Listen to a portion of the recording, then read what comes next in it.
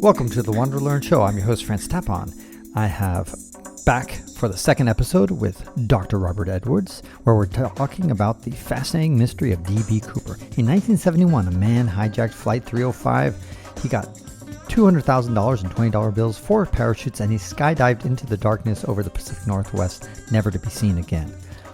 We talk about this fascinating mystery, and in this particular episode, we dive into the details about the planning and preparation and the precursors that happened to make this cunning man, D.B. Cooper, get away with one of the biggest heists around. Nobody knows if he actually lived and survived his crazy skydiving experience, but what he was able to do was pretty remarkable. He needed to have a plane with an airstair, a short flight, a terminating flight, and a late afternoon flight, and he did it all.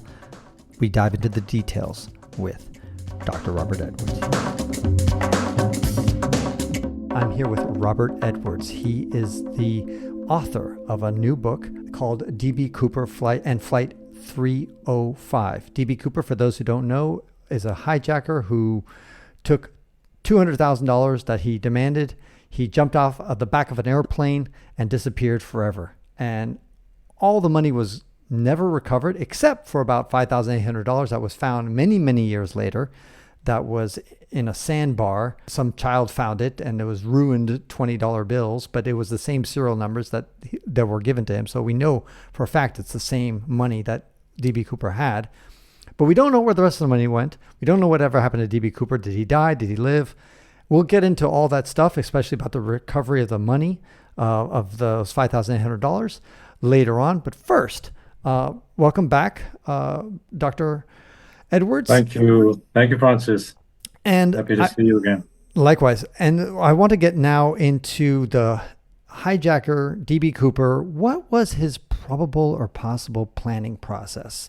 It must have been a pretty intricate thing to know, like, I want to know this amount of money. It doesn't sound like something you do on a whim. So he probably had to plan things out. And what really baffles me is you got to have a lot of balls and experience to jump out the back of an airplane at night, flying over a bunch of, I've been to Oregon and Washington, the Pacific Northwest. It's just covered with trees. And you just look out there, there's not many city lights out there. You're just jumping out into the dead of the night. You're going to quite probably land in a tree if you just jump randomly. So you got to know what you're doing, and you're doing this at night. It's an incredible thing. So how did he prepare for this? How did D.B. Cooper do this? Okay, well, first of all, Francis, I think we can probably assume with a very high probability that the hijacker had experienced parachuting, and he had done night jumps, and he had probably done quite a few jumps. And I think we'll come back to this in a moment. Jumping over Oregon and Washington, it depends where you jump. But let me first try to answer your question regarding his planning process. And I think it's right what you're implying. This was not done on the spur of the moment. This was a carefully planned mission. And I would say there's probably 5 or 6 elements of the planning which must have passed through the hijacker's mind. First of all, I think he must have understood that he needed to jump from an airplane which had a ventral or aft airstair that could be opened in flight. And at that time, in 1971, there were only 3 such airplanes in the U.S. Commercial fleet. I think there's been a great misunderstanding that the 727 was the only one. In fact, it was not. It was certainly the most common one, but there was also the Douglas DC-9, and there was a British airliner called the BAC-111, which had exactly the same configuration. All 3 of these airplanes had an airstair below the tail, which, at least in principle, could be opened in flight. As I say, the Boeing 727 was by far the most common. It were hundreds of airplanes of this model were in use in the USA at that time. So I think that it must have been a central element of the hijackers' planning to look for an airline which flew the 727. And there's also, I think, a very important aspect of the 727 was that while I said a moment ago that they all had a ventral airstair, only the 727 had previously been tested with the airstair open in flight. And that had been done on 3 occasions, which we will come to, I think, in a minute. So I think it's probably an important part of the hijackers' planning to understand that the 727 was the airplane he wanted to be on. Is it possible that DB Cooper was somebody who's already jumped out of a 727 prior in his life sometime? I think that's a very, very good possibility. And I think we should come back to that because we need to talk about the precursor events in which I would like to share with you what I think about where the hijacker might have got his knowledge. But to return to the planning process, okay, number 1, an airplane with a ventral airstair. Number 2, by preference, a Boeing 727. Number 3, I think that he must have thought, I need to have a short flight. I need to be on a short flight where things happen very quickly and law enforcement do not have the time to react. By the time they react, it's over, I'm gone. So he chooses a flight from Portland to Seattle, which is normally scheduled to be about 35 minutes long. It's a great duration of flight to get your demands in, to get the things you want, to get everybody off the plane, and then go where you want to go. He's got 35 minutes to do that, and that's a good period of time. Law enforcement will not react in that time, or so perhaps he imagines.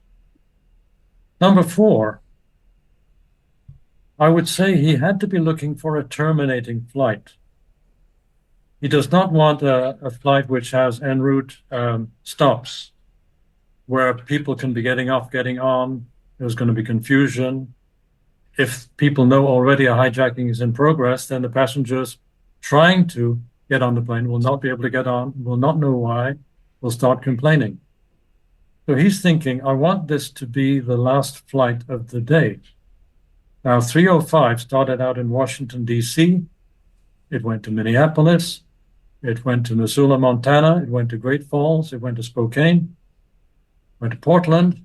And the last leg of the day is to Seattle. That's where I want to get on. Portland to Seattle. Because at Seattle, everybody's going to get off. They have to. It's the last stop.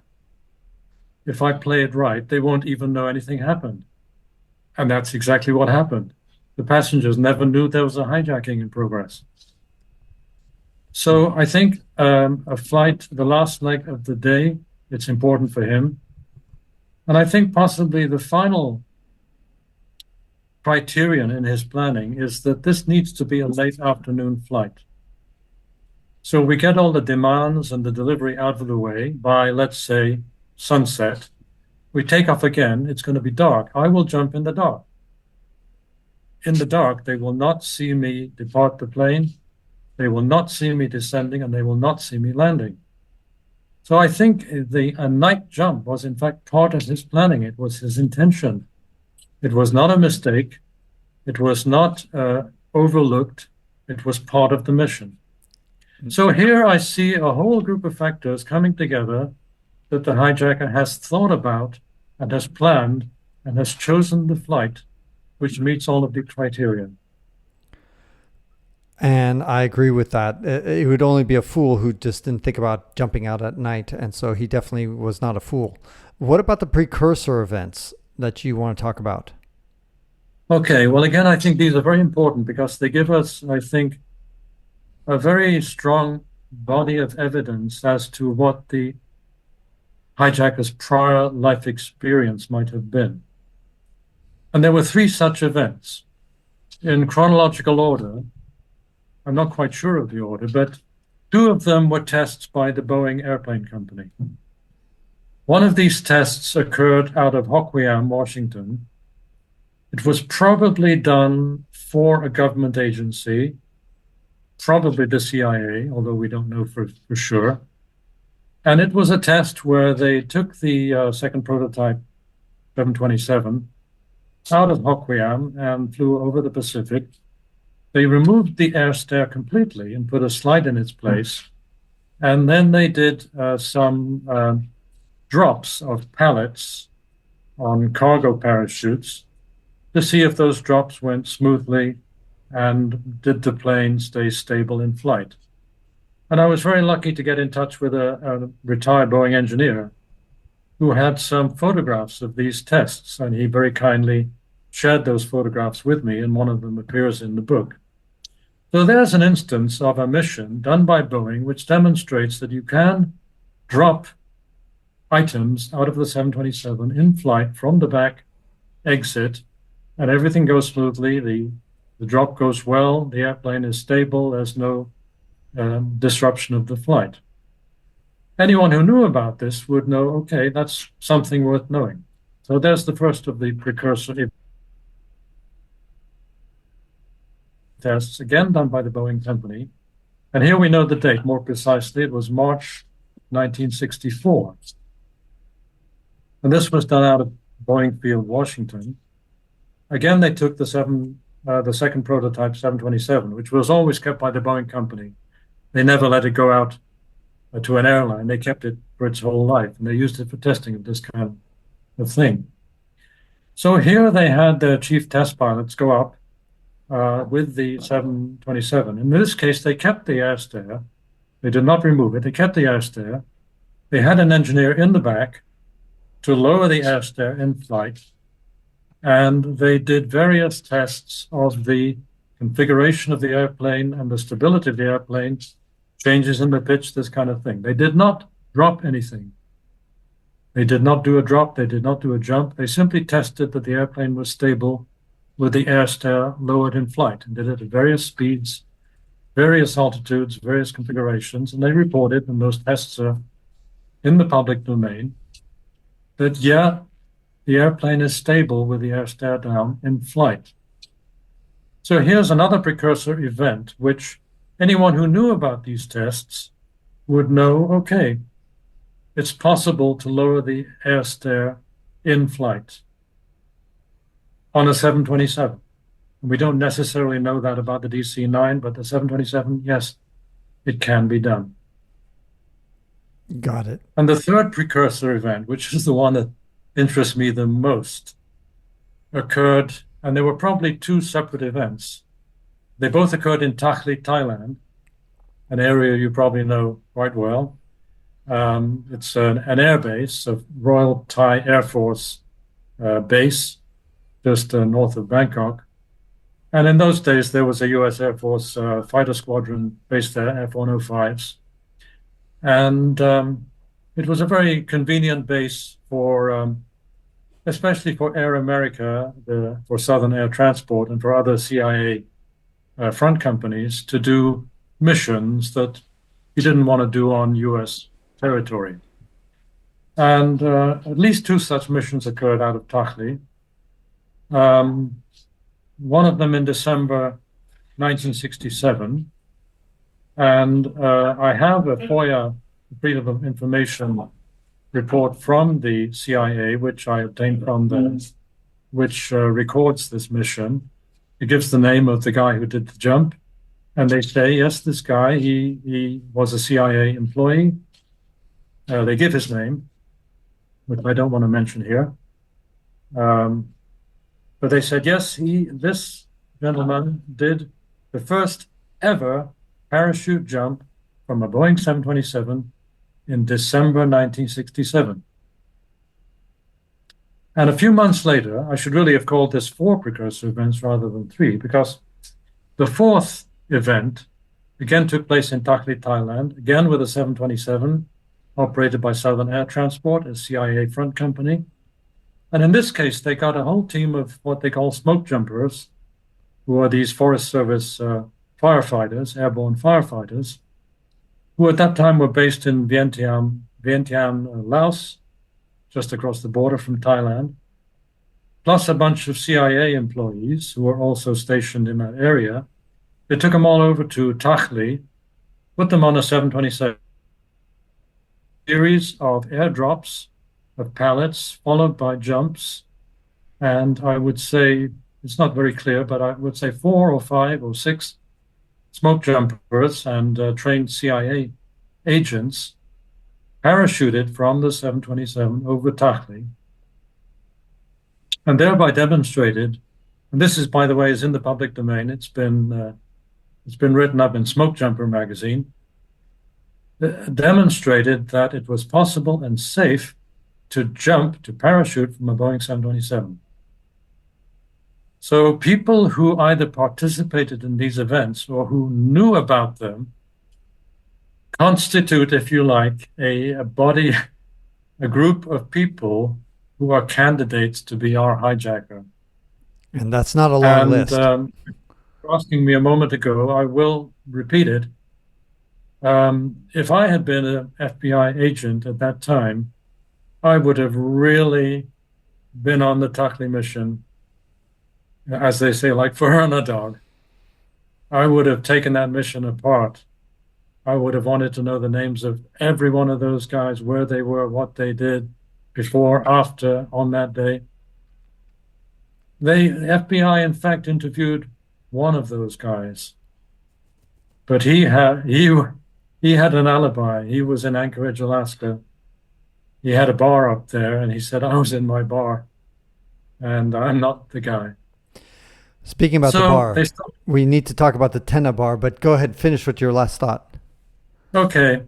Well, my point simply, my last thought is that the FBI started on that track. They interviewed one of the smoke jumpers, and he was not the guy. But to the best of my knowledge, and I've looked at over 30,000 or 35,000 pages of declassified files from the FBI, I cannot see any evidence that they ever took that mission apart the way it needed to be taken apart to find out if all of those guys had an alibi or not. And that remains to this day my own personal gut feeling about the group of men within whom we would find the hijacker. Right. And that makes a lot of sense, everything you say, because to pull off this operation nearly flawlessly, of course, we don't know the actual ending, whether D.B. Cooper lived or died, and whatever happened to all the money. But to get as far as he did, you needed to be quite astute. And the people who could be most astute are people who went through all this training missions and knew a lot of detail and information about the 727 and everything like that. That's what you're suggesting, right? Mm-hmm. Yes, I think the people who were on the Takhli missions, like I said, if I were FBI, that would be my top group of candidates. I would not waste time with tips from the public. I would not waste time with confessions. I would not waste time with people who said, my brother was the hijacker, my late husband was the hijacker, my army buddy was the hijacker, I was the hijacker. I wouldn't spend time with those people.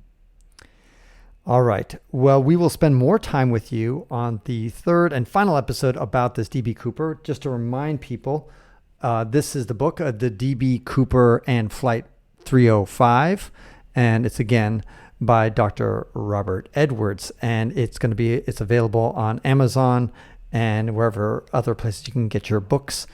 And it's an excellent book for anybody who wants to really dive deep into D.B. Cooper. We are doing that in the WanderLearn show right now, but we're just skimming the surface of all the detail and information that you can get from Robert Edwards' book. So I definitely encourage anybody who's a fan of D.B. Cooper, who maybe you've read a few other books about it, but this one is going to give you a level of insight that you probably won't be able to get in any other book. So commend you again, Dr. Edwards, for writing an incredibly detailed book, very scientific book, very factual book, and that should help anybody think more deeply about this perplexing enigma and mystery.